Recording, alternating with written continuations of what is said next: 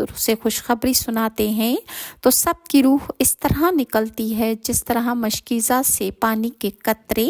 جو ہی ملک الموت اس کی روح نکالتے ہیں، فرشتے فوراً اس روح کو لے کر جنتی تحفے اسے دیتے ہیں اور جنتی کفن وہ لے کر آتے ہیں جس سے خوشبو اتنی مہکتی ہے کہ زمین و آسمان کی فضائیں مہک جاتی ہیں۔ فرشتے کہتے ہیں کہ یہ کیسی خوشبو ہے؟ تو زمین کے فرشتے کہتے ہیں کہ فلاں مومن کے نفس کی خوشبو ہے جو کہ آج دنیا میں انتقال کر گیا ہے۔ فرشتے اس پاک نفس کے لیے دعائیں مغفرت کرتے ہیں۔ جب فرشتے اس نیک روح کو آسمان کے دروازوں تک پہنچاتے ہیں تو دروازے کھل جاتے ہیں۔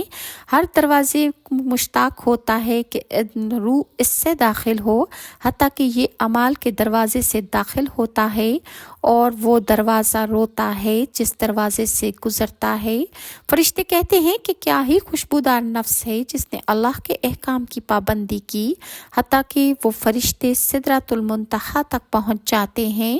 ملک الموت اور وہ فرشتے جو روح قبض کرتے وقت موجود تھے کہتے ہیں کہ یا الہی، ہم نے فلاں بن فلاں کی روح قبض کی۔ اللہ تعالیٰ فرماتا ہے کہ اس کو زمین کی طرف واپس لے جاؤ، کیونکہ میں نے اس کو اسی زمین کی مٹی سے پیدا کیا اور میں اسی کو اسی مٹی میں ملاؤں گا اور پھر دوبارہ میں اس کو اسی مٹی سے اٹھاؤں گا۔ اور میت لوگوں کی جوتیوں کی آواز بھی سنتی ہے، حتیٰ کہ قبر سے باہر جو لوگ مٹی ڈالنے کے بعد ہاتھ جھاڑتے ہیں تو میت ہاتھ جھاڑنے کی آواز تک سنتی ہے۔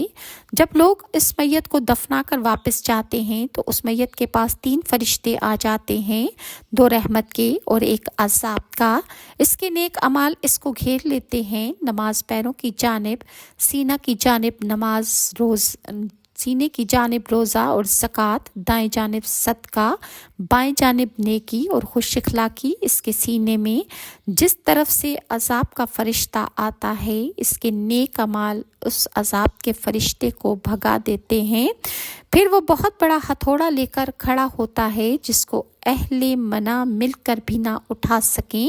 وہ کہتا ہے کہ نیک بندے، تیرا نماز، روزہ، صدقہ، زکوٰۃ تجھے اگر گھیرے نہ لیا ہوتا تو میں تجھے ہتھوڑے سے مارتا جس سے قبر آگ سے بھر جاتی۔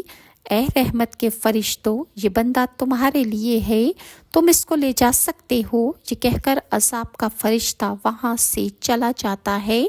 رحمت کے فرشتے کہتے ہیں کہ اللہ کے ولی کے ساتھ نرمی کے ساتھ پیش آؤ، وہ سخت ہولناکی سے گزر کر آیا ہے۔ پھر پوچھتے ہیں کہ تیرا